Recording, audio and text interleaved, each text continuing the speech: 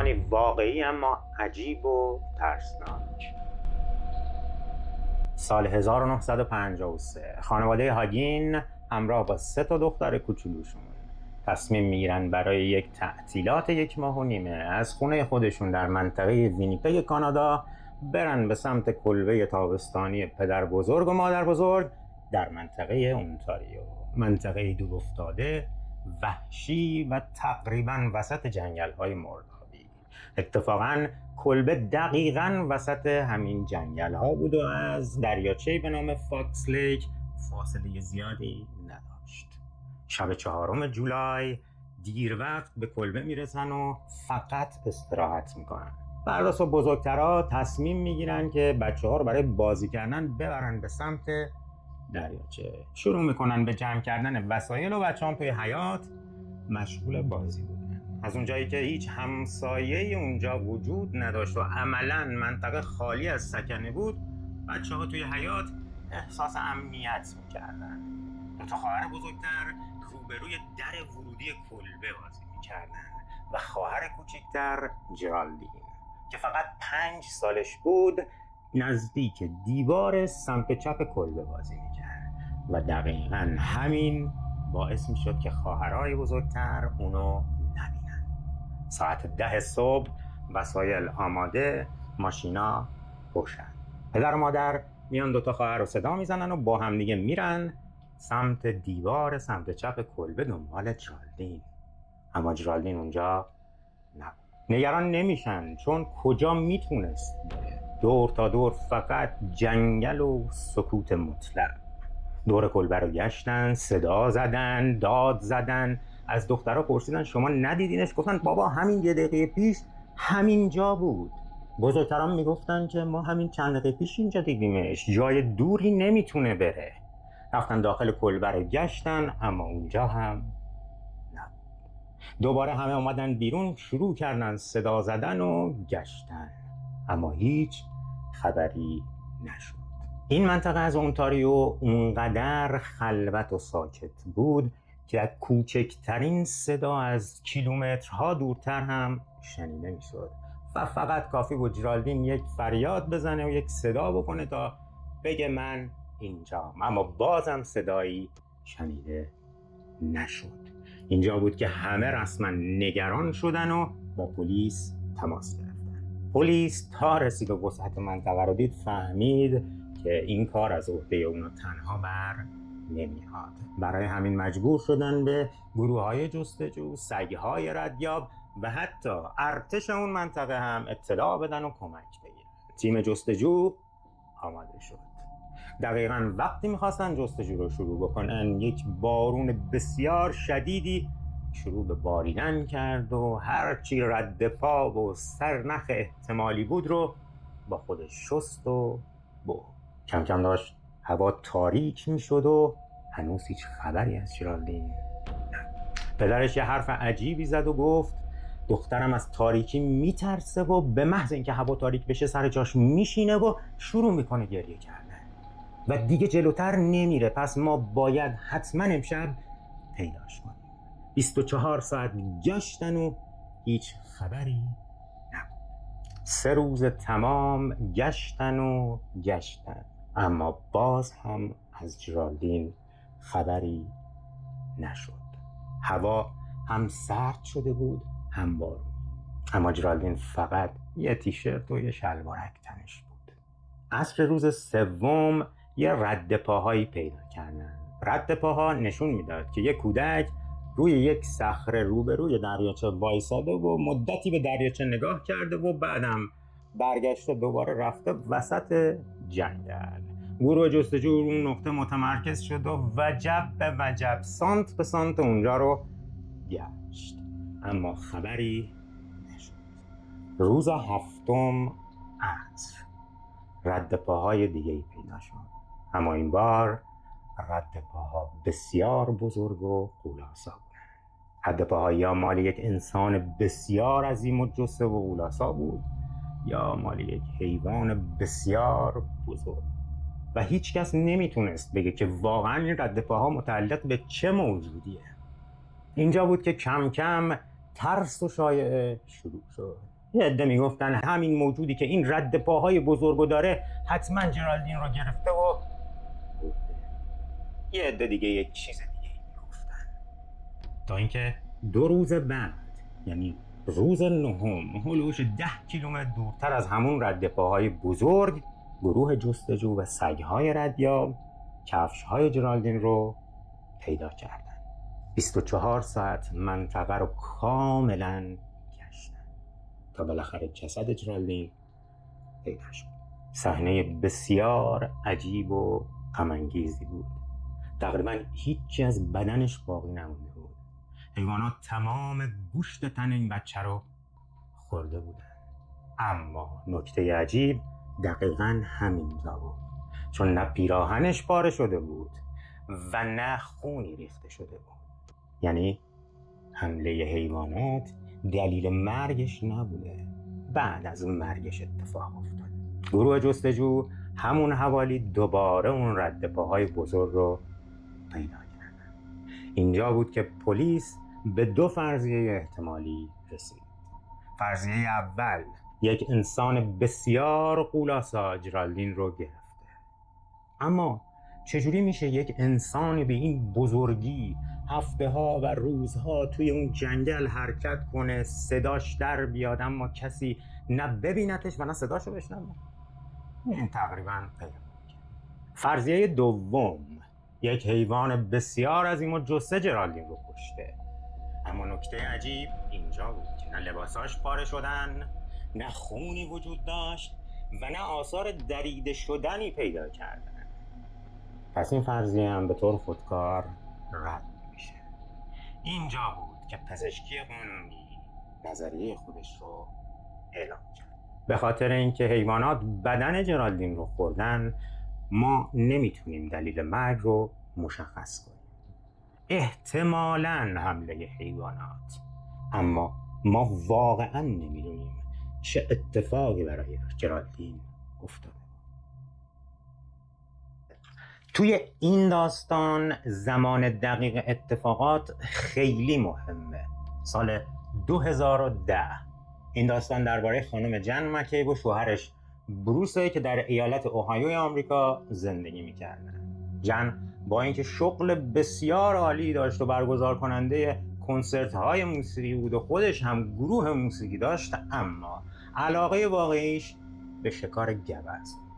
جن به جای اینکه از تفنگ استفاده بکنه، روی یک درخت بلند در ارتفاع 4.5 متری یک کلبه درختی ساخته بود و با تیر و کمان ساعتها اونجا منتظر می نشست تا یک گوزن از اون منطقه عبور کنه.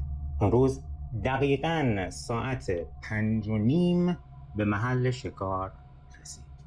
جنگلی که جن میرفت شکار کاملا براش آشنا بود و اصلا هم جای دور افتاده‌ای حساب نمی‌شد.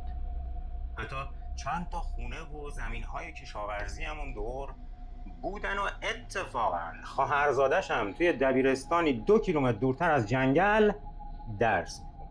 اما از جایی که جن نشسته بود فقط درخت بود و جنگل. جن به محض نشستن توی کلبه شروع کرد با موبایلش به دوستش پیغام دادن و هر از گاهی هم سرشو می آورد بالا، یه نگاهی مینداخت ببینه گوزن رد میشه یا نه، اما هیچ خبری نبود. حوالی ساعت 6 بود که دیگه موبایل رو گذاشت کنار و تیرکمون رو برداشت و 20 دقیقه منتظر بود، اما یواش یواش حوصله‌اش سر رفت و گفت بذار یه عکس سلفی بگیرم. به محض اینکه گوشی رو برداشت تا یه عکس سلفی بگیره، یهو جنگل ساکت شد. نه صدای پرنده‌ای، نه حیوانی، هیچ صدایی، فقط سکوت مطلق. جن که خودش یه شکارچی کاملا با تجربه بود، میدونست وقتی جنگل اینجوری ساکت میشه یعنی یه شکارچی خیلی بزرگ وارد اون منطقه شده و حیونا از ترس اون ساکت شدن. اما خودش میگفت این سکوت خیلی متفاوت بود، ناگهانی، غیر طبیعی و خیلی ترسناک. اونقدر عجیب که سری موبایلش رو آورد بالا و یه پیامک به دوستش نوشت که جنگل به طرز عجیبی ساکت شده. همون لحظه که دکمه ارسال رو زد و گوشی رو آورد پایین، 5-6 متر جلوتر لای درخت‌ها یه چیزی توجهش رو جلب کرد. جن میگفت این عجیب ترین و ترسناک ترین صحنه بوده که توی تمام عمرش دیده. یه چیزی بین شاخه‌های درخت‌ها حرکت می‌کرد، اما نه انسان بود و نه حیوان. یه چیزی مثل ناهنجاری تصویری بود. انگار دور یه آدم نامرئی پلاستیک نازک یا سلفون بپیچن، یه همچین چیزی در میومد. جن اول فکر کرد موجه رفته تو چشاشو خوب مالید، بعد نگاه کردید نه، واقعا یه چیزی روبروش وایساده و داره دقیقاً نگاش میکنه. خیلی وحشت کرد، اما تصمیم گرفت که این صحنه رو ثبت کنه. برای همین موبایلش رو سریع بالا آورد و عکس گرفت. اما بلافاصله اون موجود محو و ناپدید شد. چند ثانیه بعدم صدای جنگل دوباره برگشت و همه چیز به حالت طبیعی برگشت. اما جن اونقدر شوکه شده بود که فقط به همون نقطه زل زده بود تا اینکه بالاخره احساس امنیت کرد و با خودش گفت یه نگاهی به عکس بندازم و موبایل رو آورد بالا و همین که عکس رو دید نگاه کرد و فقط یه تصویر تار و در هم بر هم.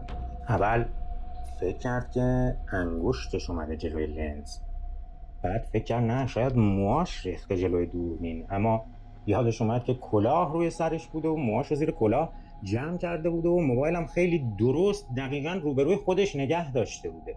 چند باری به عکس نگاه کرد اما قانع نشد. آخر سر با خودش گفت شاید خیالاتی شدم، اینم چیز عجیبی نبوده و خلاصه اون شب به خونه برگشت و خودشو با تلویزیون نگاه کردن سرگرم کرده بود که متوجه شد که شوهرش به ایمیلی که خونده بود واکنش نشون داده.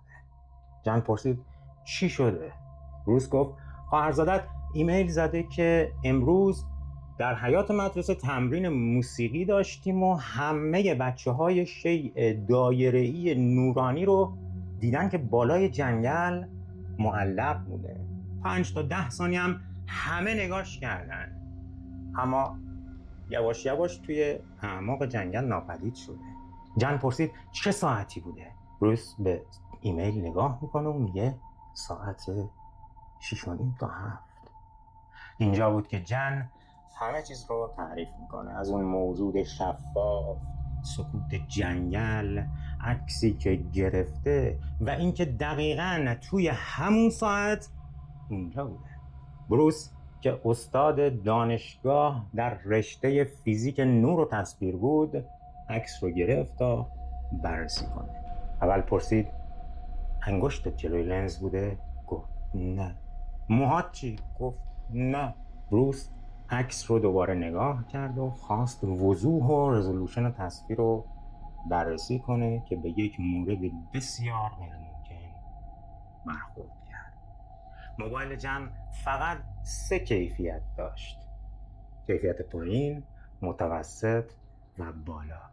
اما اون عکس توی هیچ کدوم از این کیفیت ها نبود و اصلا موبایل جن اون کیفیت رو برای این عکس نداشت. بروس عکسای دیگه اون روز هم نگاه کرد اما همه چیز طبیعی بود و فقط همون یه عکس مشکل داشت. بروس آزمایش‌های دیگه هم انجام داد، حتی میخواست صحنه رو بازسازی بکنه اما نتونست و در نهایت گفت هر چیزی که بین درخت‌ها بوده حتما روی عکس تأثیر گذاشته. حتی اگه انگشتت جلوی لنز دوربین بود بازم نباید کیفیت تغییر میکرد. پس هر چی که اونجا توی درخت‌ها بوده قطعاً روی این عکس تأثیر گذاشته. اگه تا اینجای ویدیو اومدین حتما نظرتون رو درباره این داستانا برای ما بنویسید. بریم سراغ داستان سوم. رشته‌کوهای نوادا، آمریکا، سال 1950. یه کمپ شکار که با وجود اینکه خیلی معروف بود اما فقط تعداد انگشت شماری جای دقیق اونجا رو میدونستن. حتی اگه روی یه نقشه برامون مسیر رو میکشیدن و میدادن به احتمال زیاد از کنارش رد میشدیم و نمیدیدیمش، چون دقیقاً وسط جنگل و زیر شیب کوه پنهان شده بود. این کمپ چیز خاصی هم نداشت. یه آتشدان یا به قول ما یه منقل و چند تا کنده درخت و یه تبر برای شکوندن و خورد کردن چوبه ها و چند تا مسیر باریک که توی سالیان دراز در اثر راه رفتن شکارچی ها به وجود اومده بود چیز دیگه ای وجود نداشت. اعضای اصلی کمپ میگفتن بهترین و سریعترین راه برای رسیدن به اینجا استفاده از اسب. یه مسیر 16 کیلومتری کوهستانی و سنگلاخی در ارتفاع 1200 متری. جالبه که توی این مسیر 16 کیلومتری حتی یه تابلو و علامت وجود نداشت و اتفاقاً منظره اونجا هر چند سال یه بار عوض میشد، چون خیلی از درختها به خاطر سیلاب از جا میکندن و درختهای جدید در میومدن. برای همین منظره هر سال تغییر میکرد. ران مورهد، یکی از 4 عضو اصلی این کمپ، هیچ وقت دوست نداشت کسی درباره این کمپ اطلاعی داشته باشه. آرزوش بود که همیشه اینجا مخفی باقی بمونه، اما بعد از اتفاقاتی که در اواخر سال 1971 افتاد دیگه امکان مخفی نگه داشتن اونجا وجود نداشت. اوایل سال 1971 ران که برای اولین بار توسط 3 نفر اصلی این کمپ به اونجا دعوت شده بود، به محض اینکه به اونجا رسید شیفته اونجا شد. طبیعت بکر، منظره دره سرسبز، درختان عظیم و یه رودخونه زلال که از کنار کمپ رد می شد و البته گله های گوزن که اون نزدیکی در حال چریدن بودن.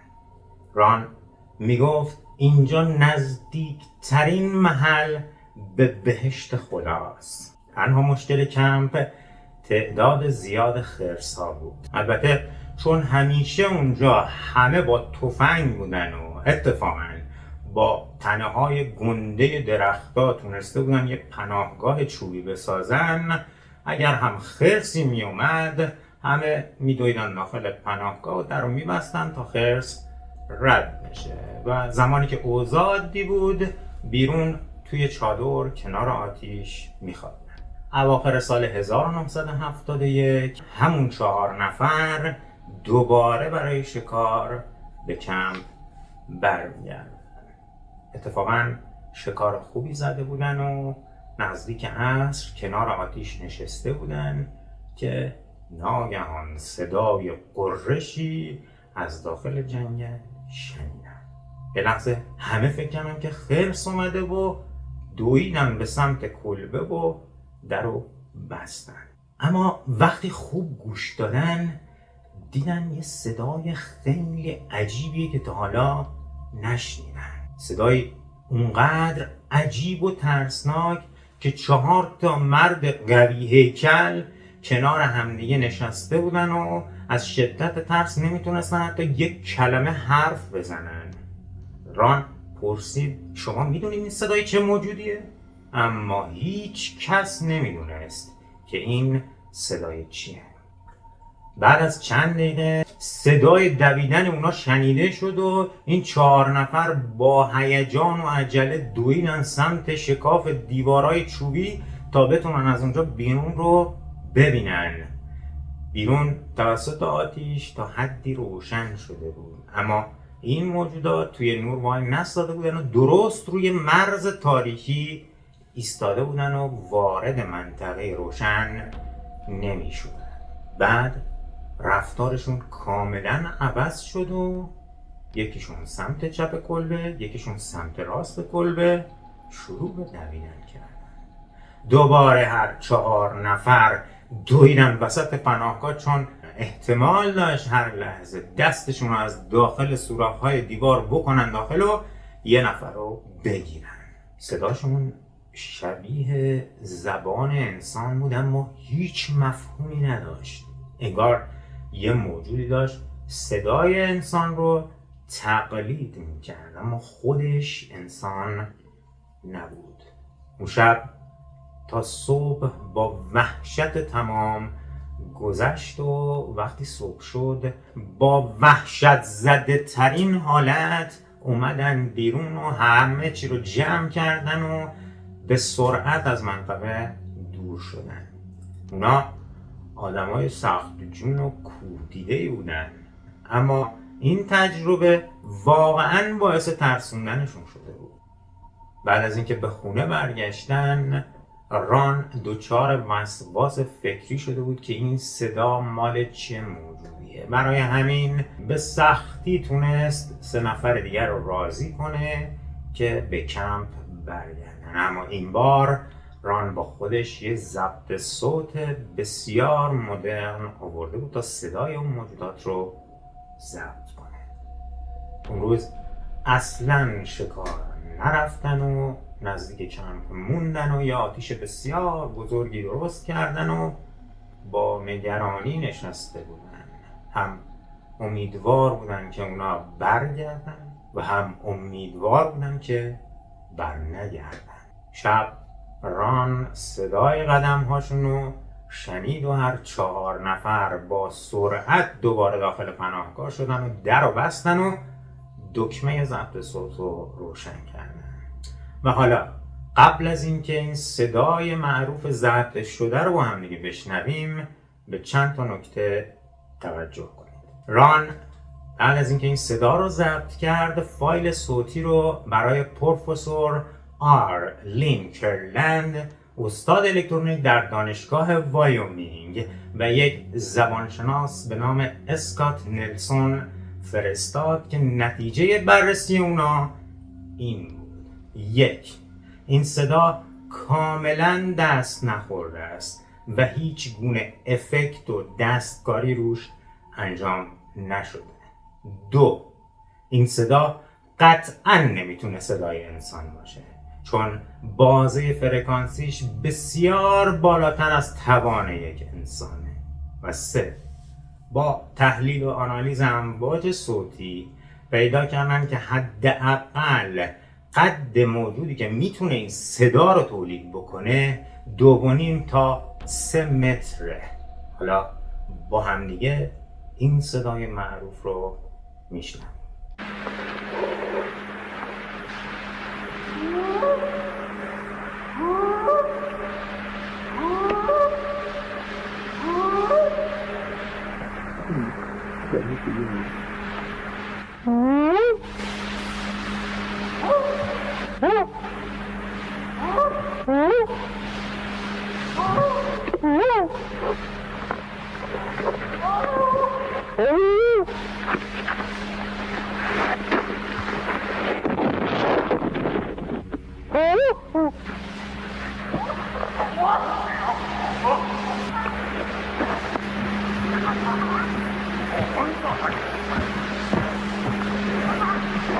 There's 2 of them across the creek at the big rocks.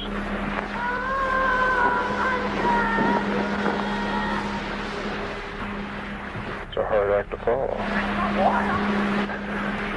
He sounds like he talks to us and they talk to each other. Yeah.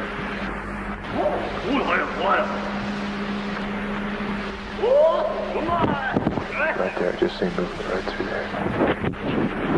بعد از این اتفاق ران دیگه توی اون کمپ شکار نکرد، اما بارها و بارها طی سالیان دراز به اونجا برگشت تا بفهمه واقعاً چه موجودی پشت اون صداست. اما تا همین امروز هیچ کس نمیدونه پشت اون صدا چه موجودی